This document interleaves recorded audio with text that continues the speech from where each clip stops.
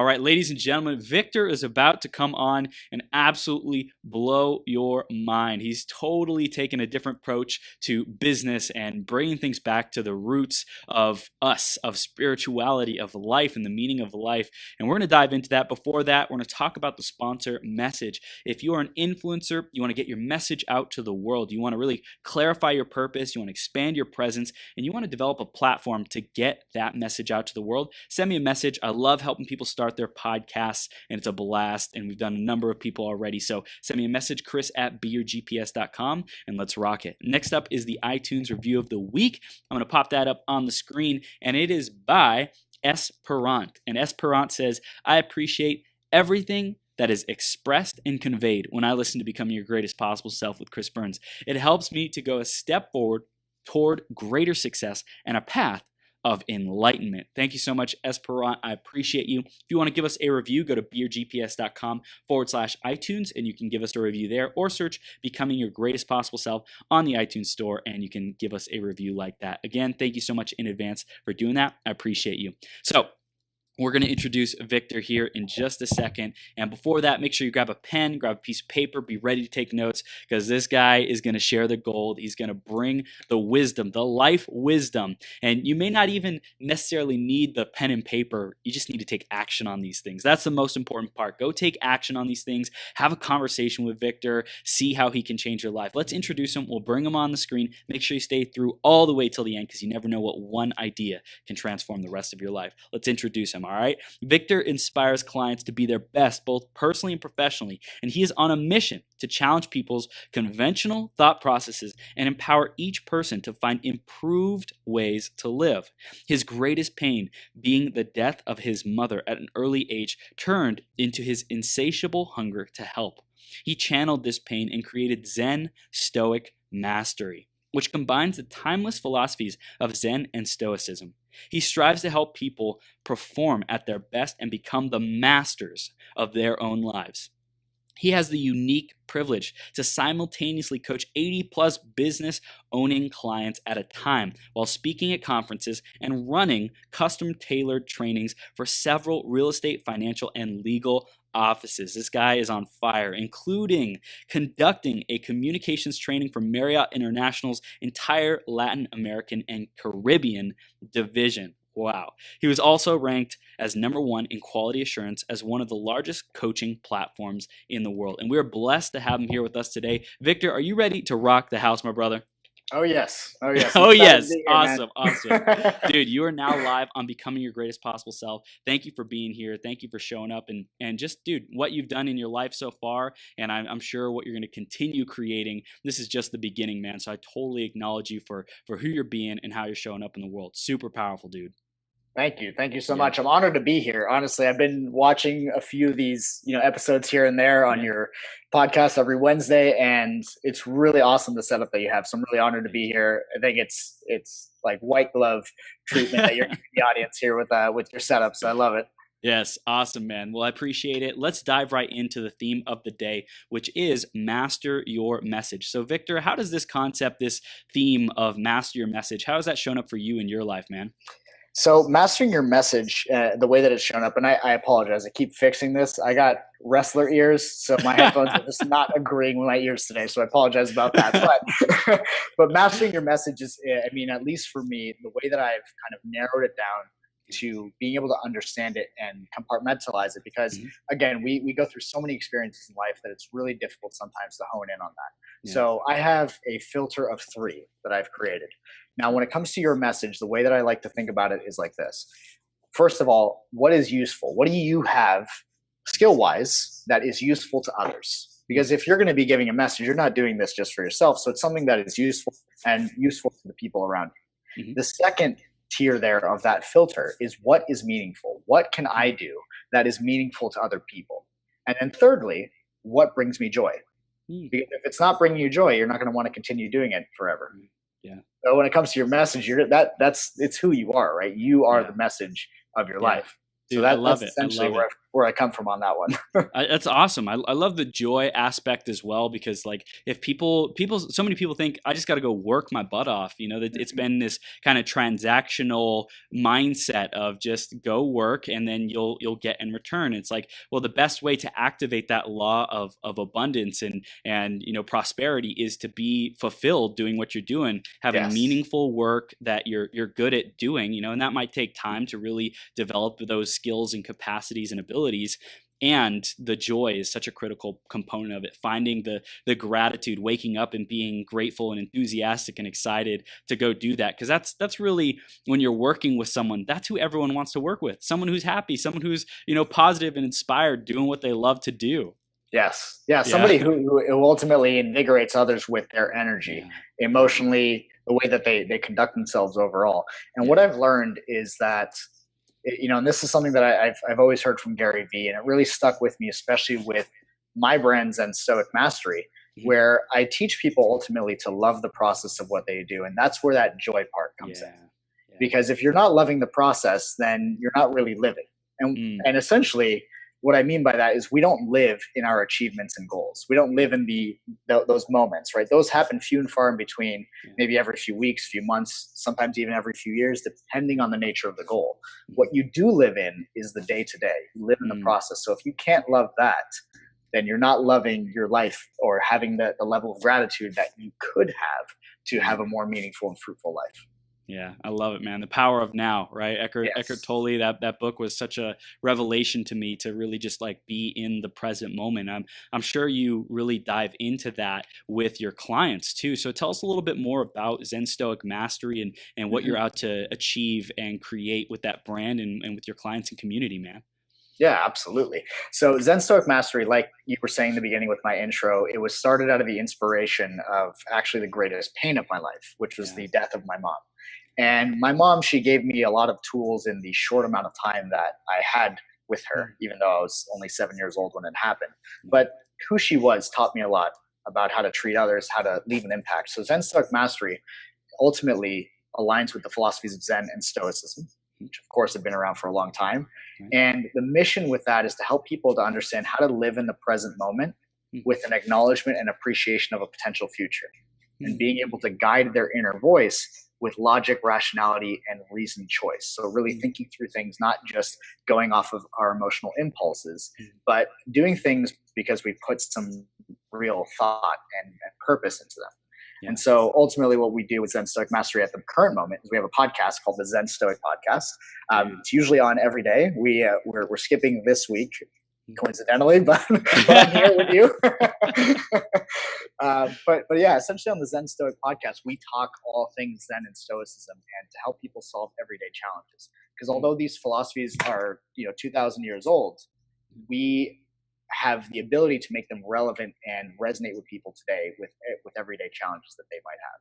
Yeah, dude, that's powerful. And I know that we were talking before about like how everyone wants to be comfortable, and one of the values of Stoicism is like the thinking and is the working, and investing ourselves into that future, into some outcome, some result. And I'm very novice on my understanding of Stoicism, but I know we were talking about that as one of the core. It sounds like that's the difference from a lot of people who are out there, and just especially the spiritual community, because Zen is more of that spiritual philosophy, like a life spiritual philosophy. And a lot of people just want things to come to them and like manifest instantly. They want it to be easy. So I'm curious, what do you say to the people who are on that side of the fence, so to speak, or that's their mindset, where they want things to just manifest easily? Yeah. Okay, so to that, what I'd say is that is having an attachment to the outcome. And so one of the things in Zen philosophy, which comes from Buddhism, is that the root of all suffering is attachment. And like I was saying before, it's important to love the process, because if you're only attached to the outcomes, then you're only going to be happy or content when you're achieving. And achievement is exciting, but process is what is fulfilling. So we can be excited, we can live a life of excitement, and that's essentially gravitating towards allowing our emotional impulses to guide us, which Stoicism is very much against, right? It's more about not pretending you don't have emotions. That's not what it is, and that's a misconception that a lot of people do have. They think it's bottling everything up and just doing what you need to do, but that is not the case at all, right? That if you search the definition of Stoicism, two definitions come up, and Stoicism with a lowercase s is that hiding your emotions kind of thing, but Stoicism. The proper noun with the uppercase S is the actual Greek philosophy, ancient Greek philosophy that teaches rationality, perspective, and logic, and living a virtuous life that does well by the common good. So to go back to your question, with somebody who just wants the instant manifestation, the issue with that is there's an attachment to the outcome, and you're essentially basing your fulfillment, your happiness on things that you don't fully control. Because with our goals, there are other outside factors that we can't necessarily control. We can influence them, but we cannot necessarily control them. So we're basically at the whim of the environment. Dude, and it's giving our power away, right? Being the victim almost. It's like I'm not the creator anymore. I'm attached and dependent on external things from being exactly how I picture them and want them to be. And if they don't, then I'm disappointed, I'm heartbroken, whatever it might be. So I think that's super powerful. And Victor, how did you get started in this field? In Zen and Stoicism, how did that journey unfold? What were the first beginnings of that for you? Well, for me, I kind of got into Zen and Stoicism because I've been working in the personal development industry for already 2 years when I first got into it. And I just kind of noticed a trend of pretty much what you were talking about before, people obsessing about the results, wanting instant manifestations of things. And I noticed that there was a bit of a problem there, and it wasn't necessarily teaching people how to live their everyday, to enjoy the mundane of the day-to-day, of the process, if you will. So I remember one of my clients actually is like, yeah, I've been reading up on Stoicism. I'm like, what is that? And so he explained it a little bit to me. I was like, okay, that sounds cool. So I remember ordering the book by Ryan Holiday, The Daily Stoic. That was my first kind of, entering into that realm. And what I would do is I'd read it every single day. And for a whole year, I kept a journal. I would read a passage in there, and I would journal what my thoughts were. And I kept a whole year's worth of a journal like this. Wow. And it started to really develop my thoughts and started to alter the style in which I did coaching, and made it more unique and made it more focused on loving the process, made it more focused on purposely pursuing the uncomfortable to make yourself stronger, to make yourself better. So how did you do that in the beginning? What were some challenges and obstacles that you confronted purposefully? So for me, in terms of confronting challenges and obstacles, it's something that I've already been doing. So it kind of aligned me to that. I added in some extra things like doing a cold shower, waking up super early and working out. But, I've always been in martial arts since I was 6 years old. Nice. So now my current martial art that I do mainly is Brazilian Jiu-Jitsu. So I'm exposing myself to that each and every day. And there's not a lot that can bother you when you're exposing yourself to other people trying to choke you out on a regular basis. So it just kind of teaches you to not worry or not sweat the small stuff, if you will. Yeah, that's awesome. So what are some things that our audience can do? Would you recommend the cold showers, the martial arts as a pathway to getting started? Or do you think that there's a more fundamental understanding that we need to go into before people can just go out and start taking on challenges left and right? Yes. So I would say there's a few simple ways of doing this, a few simple ways of kind of making yourself uncomfortable on purpose. One of those, at least my favorite, I'm very biased, is martial arts, right? If you've never done martial arts, I highly recommend going into it. You learn more about yourself than almost anything, being in that kind of environment. The other thing that one can do is do things that are good for you, but you don't necessarily like. Like for me, that's running. I do not like running. As athletic as I've been, it's not my jam. Right. But to go and do it, it pushes me into something that I know is good for me, but at the same time, I don't enjoy it. So it's purposely making myself uncomfortable. The other thing is something like cold showers. Now, cold showers, there's a lot of health benefits from what I understand. I don't know them in detail, but what I do know is that when you're in a cold shower, it is a perfect time to train yourself emotionally. And what I mean by that is we give into our emotions so easily sometimes, right? We have a negative emotion. We have, something that's like, this is bothering me, this is uncomfortable. And we immediately try to mask it without, dealing with what it is. So Yeah. one exercise that I would do when I first started taking cold showers is I would ask myself, what is a fact and what is my opinion? Because Stoic philosophy says that we never suffer from the facts of our life, but we suffer from our own opinions, stories that we make up essentially. So in a cold shower, to say that it's cold is an opinion, right? That's a subjective, depending on where you're from and what you're used to. But to say that this sucks, this is horrible, blah, blah, blah, those things are all opinions. The fact is there is water running. The fact is, I have running water, which is nice, right? Something to be grateful for. But if I focus on the facts, then I cannot be bothered because it is only my opinions that bother me, not the actual reality of what's going on around me. It's gold. It's gold, man. I love that. I think it's important to notice like what's the story, the opinion that we make up about the thing, and that's what human beings are meaning making machines. We give meaning to everything, Yes. right? Like everything that we experience, we create a relationship with it. Some people might see fire and they see, hey, that's a beautiful, dancing, dazzling fire, and other people might see it and maybe they had their house burned down when they were kids and they hate fire or they're afraid of it. They have a phobia of it, and that's it's a story, it's a relationship that they have with it. So Yes. when we change like from about the story and the energy and the perspective and the opinion into the facts, that really gives us back the control to just be in reality rather than be in our head and what emotions might be coming up. Yes. And I love that you use that word relationships when it comes to our stories, because we're creating this relationship with the meaning that we're creating. And there's always an interesting thing that I go into with that one, especially when I'm talking with clients and help them understand why they create those. So there's a book that's called Story Selling. And I'm not sure if you've read it before, but really good book in terms of understanding how to use stories to market yourself or market your brand. But the biggest takeaway that I had from that book is where they were explaining how there was some research done. And apparently you actually release the same chemicals, neurochemicals, when you hear a story or when you're telling a story that you do when you're in love. So it actually releases oxytocin. And almost it's like you're falling in love with your own opinions and stories, especially the more you tell them and the more emotional intensity you put into them, the more you become attached to them beyond rationality. Because oxytocin, while it's the bonding chemical, makes us attached to other people. If it makes us attached to our own stories, there could be a problem when we're taking your own opinion as the truth because we've made such a case for it over time.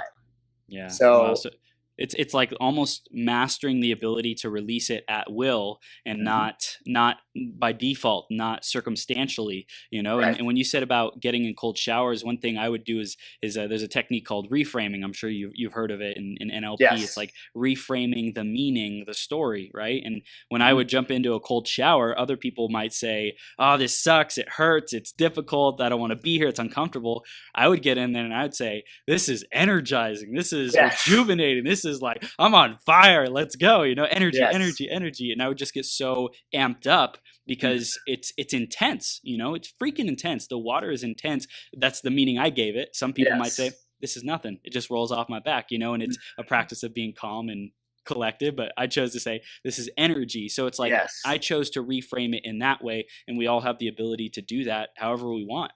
Yeah, and that's the interesting thing, right? We often forget that we actually have the ability to control where our thoughts are going, and we can always change them by asking a new question. There's do you know who Keith Cunningham is? I've heard of it, but I don't know. So he has a company called Keys to the Vault, and he basically teaches business education. And he has a new book out called The Road Less Stupid that has become like my business go-to. like that's the book that I go to when I have a problem in my business and I need to, do some thinking on it. I go to that book. That's so awesome. The interesting thing is that Keith makes this distinction between questions and statements. And to me, this is a really, really powerful distinction, as simple as it is. But when you make a statement, you convince your brain into thinking that what you've just said is a fact. And so you start to shape your reality based on the statements you're making, because you're essentially closing the loop and you're saying, this sucks, this isn't fun, blah, blah, blah, right? Any of those things. But when you ask a question, you're opening the loop. You're opening a new possibility and telling your brain this is something that can be solved. And in Stoic philosophy, one of the exercises that people do is they journal, they reflect on their day, they ask themselves questions, they write those things down. So that's a Stoic exercise as well that aligns exactly with that philosophy. If you're not liking the way things are, turn it into a question. Instead of making statements, simply ask questions. Like in the cold shower, what's great about this? Yeah. How is this helping me? Kind of thing. Yeah, so I want to dive into that reflection a little bit more. What's the intention with our questions? Is it to be aware? Is it to get us to a better place? Like, do we have a purpose with the question? Like, okay, I'm asking this question because I blank. How do we approach that? So I would say the intention behind the questions is to get clarity, to challenge your own thoughts and opinions. Because often, because we're hearing that voice in our head, we think that that's us. We think that we are that voice. And oftentimes it's the voice of other people that you've, adopted. It could be parents, could be relatives, could be teachers, or anybody in your life. And sometimes that voice isn't always nice to you. So instead of just believing it blindly, it's important that we question that voice sometimes, and we do it to get clarity, to reframe, like you were saying, and also to have a better understanding of exactly what it is that we want. Right? The questions that we ask, they direct our focus and they help us to essentially choose a different path of perception if we want to. Yeah. Yeah, I love this, man. One of my greatest gifts, and I'm asserting that it's one of yours too, is curiosity. Yes. Right? Just really being curious about life. And that's where it's easy to ask those questions when you are really intrigued. You're really interested in why are things the way that they are? How come today went awesome? How come today sucked? And to really dig into that. So I'm curious, what's the distinction between like the analysis paralysis of questioning and looking for the answers and trying to figure things out and plan everything, and the introspective questioning for the purpose of growth, of success, of improvement and clarity? Mm-hmm. So I would say the analysis paralysis oftentimes will come in when you're asking questions that start with the word why. Because it'll cause you to essentially create a story about why something isn't the way that you want it to be, or why you need to do something. The other question that could cause that is how. Questions that begin with how, right? People will tell you that, the how can be figured out, but you just got to know first what you actually want. So before somebody's asking themselves, how do I do this, and getting into that analysis paralysis, it's important that they know what exactly it is that they want. What is that direction that they want to be going in? And what is the purpose behind it? Why is it, here's where you can ask a why question. Why is it important to you? But if you're saying, why does it have to be this way, or things like that, then it can be damaging. That's good. It's a good distinction, man, because I think it's like we have these tools at our disposal, powerful questions. What, how, why, where, when. By when, that's one of the greatest questions I'm sure you've seen as a coach. It's like someone says, I'm going to do something. By when? When? Yes, indeed. Yeah, so it's like these questions are so powerful, and knowing how to wield them is a whole other aspect of them. I love it, man. I love this, digging into what are the resources that we have available to us as human beings. So in terms of the Stoicism, you mentioned that the purpose of that is to get clarity. It's to really get the awareness of what's next. Is it purpose kind of? Can you tell us a little bit more about the Stoicism, the philosophy, how we can apply that to our life? Yes. So one of the basis of Stoicism is to essentially use rationality, perspective, and logic to navigate your way through life. Okay. Navigate your way through your emotions, navigate your way through circumstances that may come up. And one of the first things that it is important to remember with Stoicism is to focus on what is in your control. Now, a lot of the time we stress out because we're trying to control the uncontrollable. Right? You're not necessarily in control of events. You're not in control of other people. You're not in control of your own property, like your money, your house, even though you may think so. And you're not in control even of your own body sometimes, right? Sometimes people can get sick. We can catch a cold. I mean, we didn't ask for that. We didn't control that. Mm. There are things that we do to influence the likelihood, but that's neither here nor there. The point is there's a lot of things that we cannot control. And often when we obsess about that, that's when we lose control, we lose sight, and we become scattered. So the things that you can control ultimately are your thoughts, words, and actions. Those are the first three things that you can control. The other thing to also think about is not to focus on what you do not have, but to focus on optimizing what you already do have. Mm. So, which puts you into a place of gratitude. Instead of being in a place of despair or a place of lack because you're focusing on all the things that you don't have or should have based on your ideals, you instead focus on what you already do have. And then another piece of the Stoic philosophy is to make sure that you're focusing an aim or purpose in all of your activity, that you're not doing things mindlessly. And that aim or purpose should serve the common good. Right? You're a human being. We're made for each other. It's important that we cooperate and serve one another. Dude, I love this. I love this. This is great, man. And that's the aspect of Stoicism, really the rationality, the logic, what you can control, our thoughts, our actions, really optimizing what we do have, having a purpose, powerful. Now I want to flip to the other side in terms of the Zen and like dive into that. How can we really understand that? What's the foundation of Zen to create more success, prosperity, and live our purpose? So Zen is an interesting one to describe, only because a lot of the literature on it, if you read, there's one book called Zen Mind, Beginner's Mind, which is where I learned this.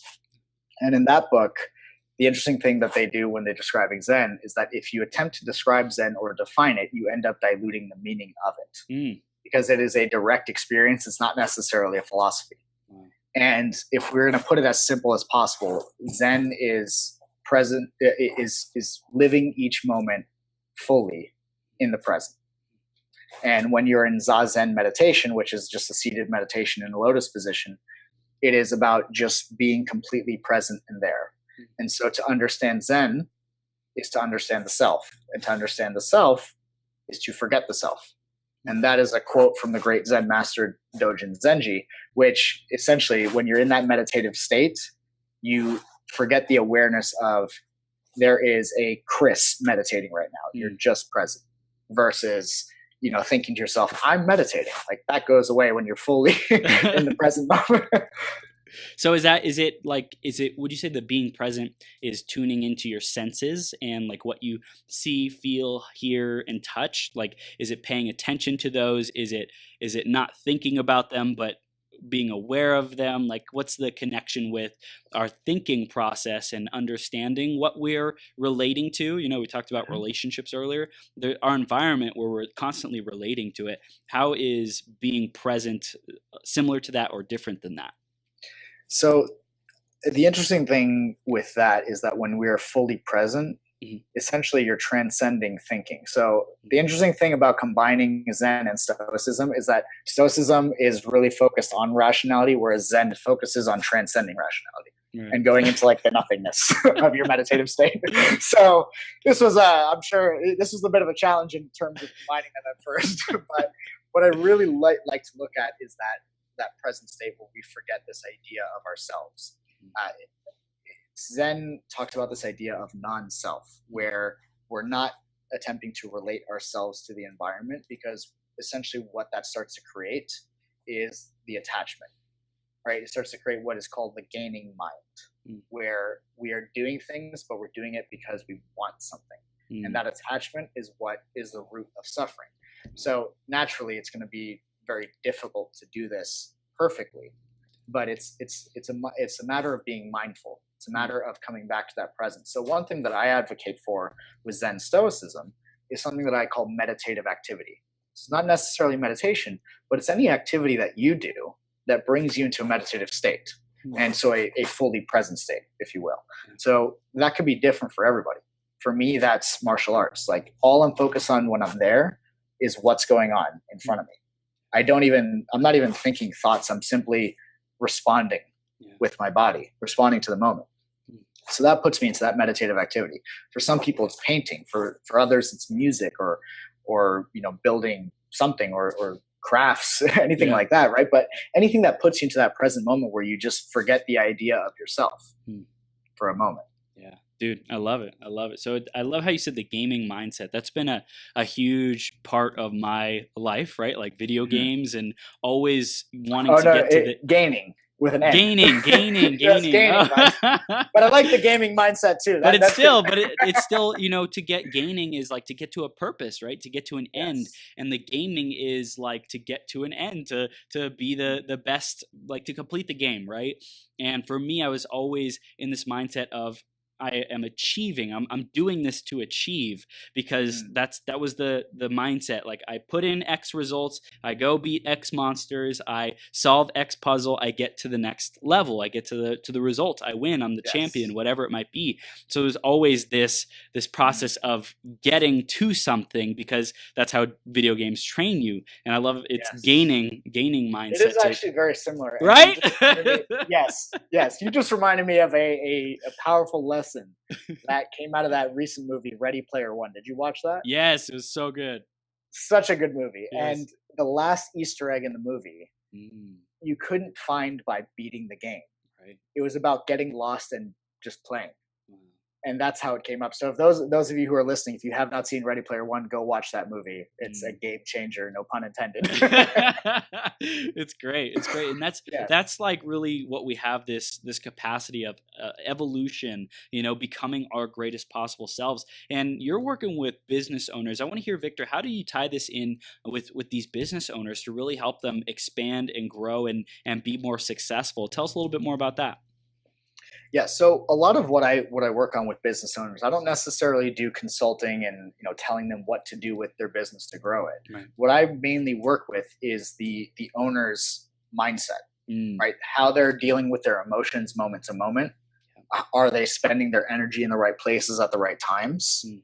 And what is their overall outlook and meaning that they're giving things? Yeah. So mainly I'm working on their psychology. And in working on the owner's psychology, we find things that like they may have a belief that they've had for 10, 20, 30 years that is holding them back in this one area of implementing a strategy in their business. Mm. I go in with the mindset of understanding that this business owner more than likely, well, I'll rephrase that. This business owner knows their business better than I do. Yeah. And I don't pretend like I do. Mm. But what I do know better is how to be objective about their thoughts and the stories that they tell themselves as well as their emotions, Mm. which are the things that stop them from implementing what they do know. So I bring them back into that, focus on what you can control, focus on what you do have. I remember I had this one client who he owned a law firm, and he was going into this big medical malpractice case. And this was like a 7-figure, case that was happening here. And I remember he was afraid because he was actually like, he had a lot of disadvantages going in already because of the client that he was serving. Mm. And I remember we had a coaching call before the trial happened, and we simply went into this mindset. Like he was freaking out, and I just kept asking him. I'm like, okay, what do you control? What resources do you have? And we only focused on that. We obsessed about what he could control, and despite being at a disadvantage, he was actually able to settle that case and win for a 7-figure settlement for his client, even though he was technically at a disadvantage based on the information that they had. Mm. So that's one way that it's applied. So it sounds like there's people might have this mindset that's already putting them in a losing or a uphill battle, a difficult situation before they've even like started taking Mm-hmm. the actions. And because of that, the energy that they invest into the actions won't be nearly as much as if they change the way that they look at it. It's like if you see a boulder and you think it's 1,000 pounds, then it's going to be really difficult to try to push it. But if you see it and you Yes. see it as a piece of foam, then you can just go like roll it along. Yeah. Right. In your mind, it'll be easier, and you'll feel more confident about it.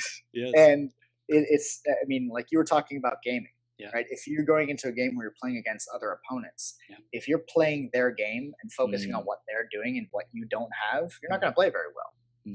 Even if you start off with like, the lesser of the options when you're spawning into a game, right? Yeah.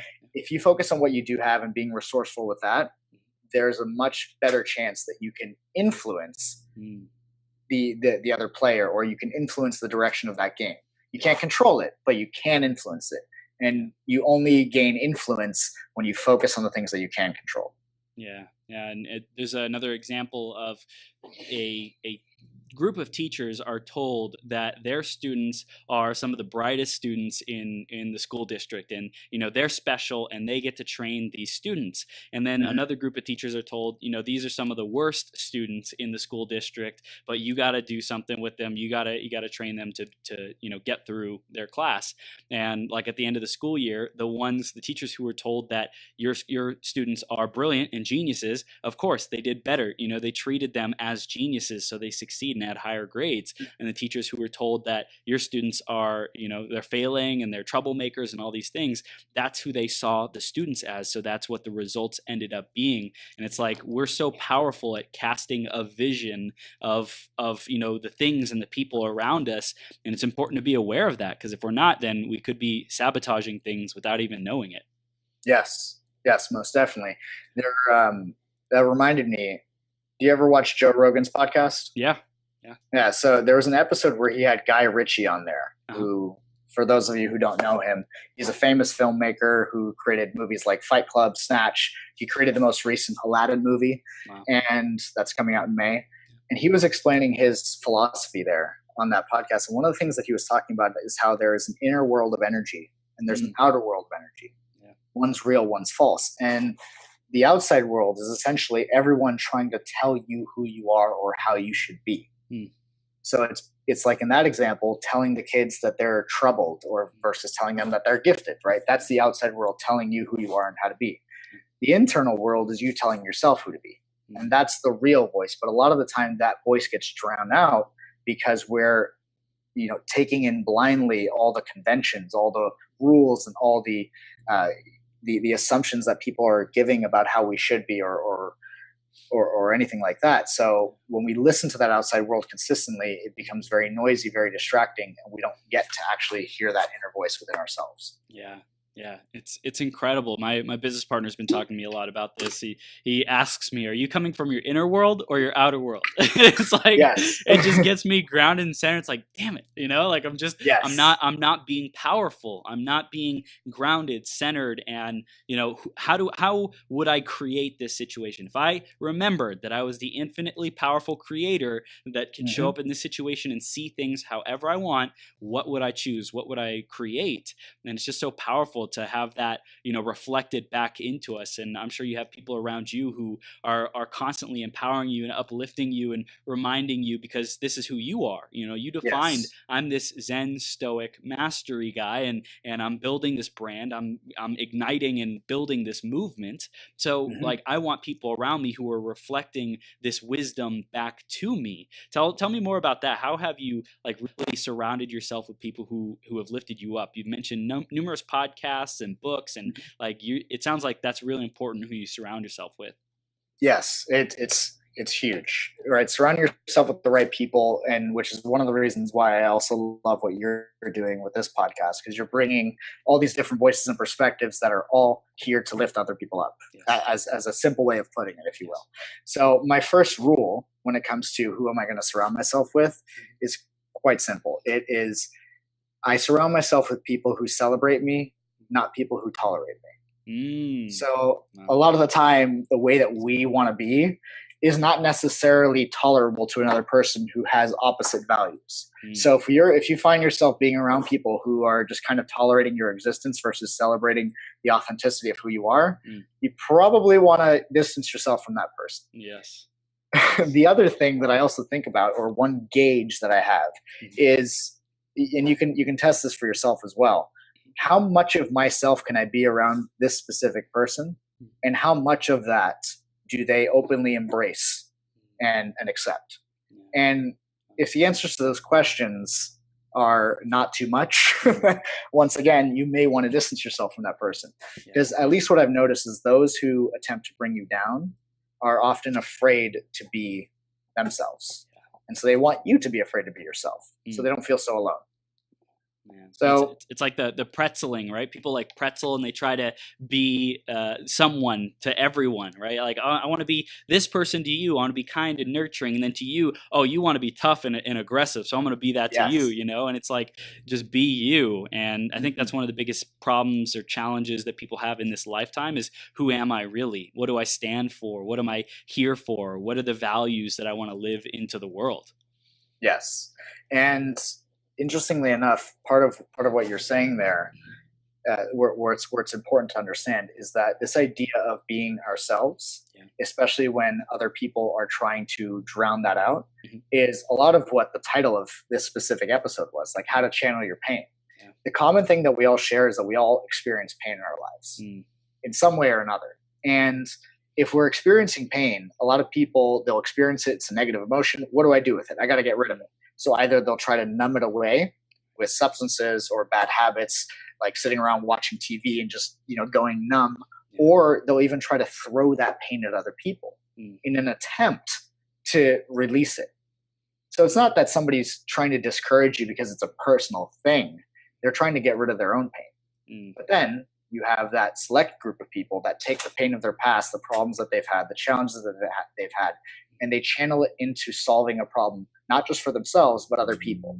And that's where great businesses are born, great art, great music. It all comes from these places of people using their pain properly and channeling it into a direction that is not just constructive for themselves, but for everybody around them. Yeah, and I want to dive into that. It's great you brought that up. How can people really take an inventory of what they've gone through so that they can serve others with it? I think we talked a little bit about it at the beginning. You know, Mm-hmm. what skills do you have? What can you do that's meaningful? Meaningful. What brings you joy? But what can we really do to take an inventory and understand how to really make an impact and live that purpose? Mm-hmm. So one thing that I would say is that if you ever find yourself running into a negative emotion, Mhm. like consistently, one thing you may want to ask yourself is, okay, what do I need to believe in order for that to be true, or in order for that to keep coming up? Mm. So you do some introspection as to what you're believing, or how that even came up.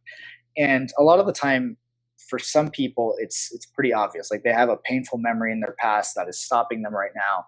They may not necessarily talk about it, but they're pretty aware of what it is. So I'll give you my story, if that's okay, Yeah. of how I developed this train of thought. So for me, a lot of my life, I lived with a victimized mentality. When a 7-year-old has a mother that passes away from cancer, it's not necessarily easy to think anything else, at least in that moment when you're a kid and you have no idea how to manage your emotions or your beliefs. So for a lot of my life, I believe that things weren't fair, that, things were happening to me. And I had gotten this tattoo on my back when I was 17, which is one hand reaching up and an angel reaching down, Yeah. to symbolize my mom, reaching down and watching over me, kind of thing. And when my mom passed away, it was actually the day before my 7th birthday. So I found out on my 7th birthday, which is a pretty intense experience. But when that happened, I remember the last time I had seen her, I remember giving her a kiss on the forehead. And I'd always thought to myself, that was the last time I ever saw my mom. Like that was my definition of that experience, which is technically true, but it wasn't acknowledging a deeper part of what that experience meant to me. So when my dad had actually told me the news, I was coming back from my 7th birthday party, and we were supposed to be going to the hospital to bring her some cake. And we took a different direction, went to this park where my dad was breaking the news to me. And it was definitely the hardest thing that he ever had to do. And in that moment, when he did break the news to me, I remember we were both crying and going into that consistent questioning when you're in a stressful situation that doesn't necessarily help, because you're asking questions faster than you can possibly answer them. So we're like, what are we going to do? All these things. And I remember asking, like, who's going to cook for us? Because I knew my dad didn't cook at the time. So he's like, don't worry, we're going to be okay. And I don't know where this came from, but out of nowhere, I was like, yeah. And I can make hot dogs, because I just learned how to make hot dogs like that summer. Yeah. As a 6-year-old. And he starts laughing, and I see all the worry in his face just like leave his face. And it was in that moment that I discovered, what my purpose was, not in a conscious level, but that I could reframe any situation, that I can break anybody's misery and turn it into something joyful. Mm.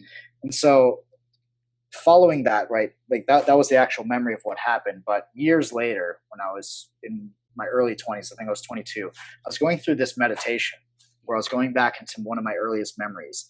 And I didn't go back to my earliest memory, but I did go back to the last time that I saw my mom. And I remember going into that memory and seeing it differently than I had, put it into my head for so many years. And the way that I saw it differently was, it wasn't me saying bye to my mom. It was me saying to my mom, it's okay, you can go.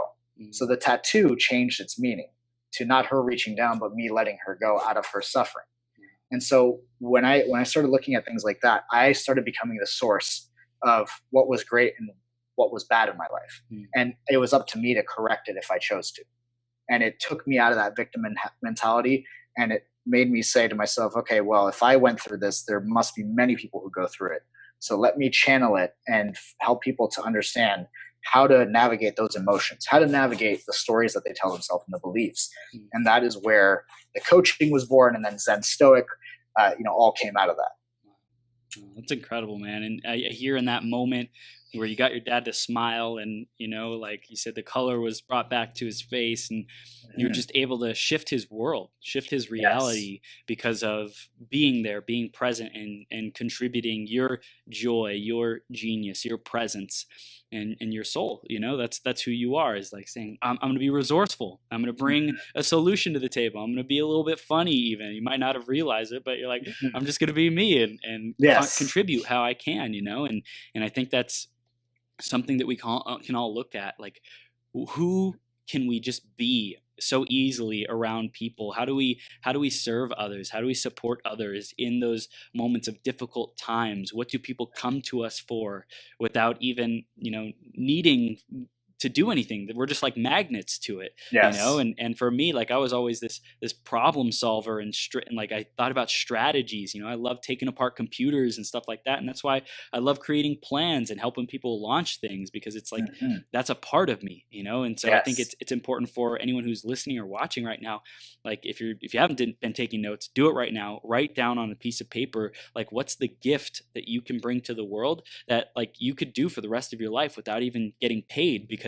people are already coming to you for it. The essence, the energy that you are already, just so masterful at delivering to the world. I think that's a good place to start, and then look back into your past. What are the events that correlate with you being able to deliver that genius? And Victor, you mentioned that it was in a moment where something that was weighing you down and was really difficult all of a sudden transformed into a different meaning, and you were saying, it's okay, you can go now. I love you, and I know that you were here for the time that you were supposed to be here, and we got this. We're moving forward. Absolutely. And that is where that came from, and a lot of that stems from the belief that I've created since then, which is that we can't change or control what has happened. Right? That's, what's happened has happened, but we can change the meaning. We can change the story if we choose to. And that is, it's never too late to change the story of what has happened in your life, or where you can find the good or the gratitude in it. That's good, man. It's like, you can't change the facts, but we can change how we relate to them. Going back to the very beginning, right? It's That's like right. not being attached. Yes, exactly. Being unattached, because the only reason that we suffer is the attachment. Especially in a case like that, where you experience death of a loved one. I always tell clients who bring this situation, because inevitably it happens when you're coaching as many people as I've been working with over the years, that there's going to be deaths in the family and death of loved ones. And I've always noticed that there's a fine line between mourning somebody and then self-indulging in your own emotions and victimhood. And I'm not saying we're going to be perfect and never go there, but when we do notice that we're there, it's important that we come out of it and start to see things not for our own personal reasons why we're sad, but instead honoring the life of whoever that person is. Yeah, I'm curious, like, what would you recommend for people who are going through pain and they want to transition out of it into the greatness and channeling that into the greatness, and they still feel like they they need to mourn, they need to, grieve and honor the loss of that loved one. It's probably, like you said, like it's difficult to understand when that might be. What would you recommend for those people? The thing that I would recommend, honestly, it depends on the person and how close they were to you in those moments. Like for instance, if it was like a friend's parent that you were close to, that's a little bit further away than your own parent. Yeah. Right. It might be really close for some people, right? Because they've maybe spent a great deal of time with them. But what you want to do in those situations, if you're further away from it, then you can ask yourself, how can I support the people who need it more than I do? So ultimately, it's putting yourself in a place where you are responsible for taking care of others versus concerned about yourself. That's one way that you kind of transcend that feeling and find purpose in those moments. If it is the person who is really close to you, like a spouse or a parent or a relative, then in those moments, the question that I ask instead, you could still ask the same question as the first time, except in this situation, what I'd more so ask is, what can I do to honor this person's life and what they stood for? In that case, once again, you're turning it to a purpose that's not just going to help you, but it will help others inevitably. I have one client that his father passed away, and when we went through this exercise, his father had a book that was only half written. And the way that he decided to honor his father was to finish his book. Wow. And so I thought that was really powerful because he was able to make that separation from self-indulgence in his own emotions, which again, it's not wrong to do that. Like we'll all go there. We're human. Except he decided to switch it, right? He made that switch and started asking the question, what can I do to honor his life? And really, put light on who he was as a person, what he stood for. And the book was his answer.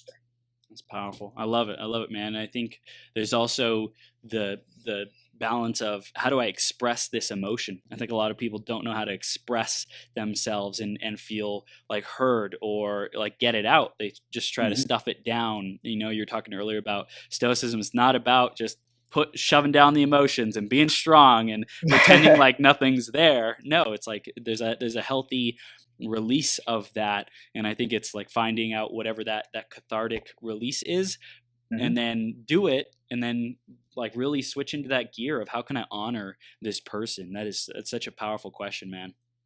Thank you. It's been the thing that has made me, or given me the ability to shift out of that victim mentality. I remember the last question I asked myself that was like really significant before I started going on this path of helping others. And it was, what can I do that would emulate the message and the light that my mother gave to me in my life, but do it for a lot of people? And ultimately it led me here. The first thing that I did, which was not exactly an answer, but it was like the first part of the path, was I was a personal trainer. Right? I was helping people in some way. I was bringing that presence and that authenticity to each session, but then it started to transition out of that into actual professional coaching and speaking, and then into doing a podcast on philosophy while continuing the coaching. But that's the trajectory in a nutshell. That's awesome. But it came from that question. Yeah, and I love that because it's like it's a process, like the personal training. There was a piece of the essence of who your mom was for you in that, and you found things that really aligned with it, that really worked and really fit, and then you said, okay, this really works, but maybe there's a part about it that isn't quite as aligned, and you start being curious about what else is out there that's even more in alignment, that can expand my impact, really dial in the purpose. And you get that over time. You get that through experiencing the contrast of, is this really what I want? Is this really what I want? Is this really what I want? And getting closer and closer to the meaning of your life that you really want to create.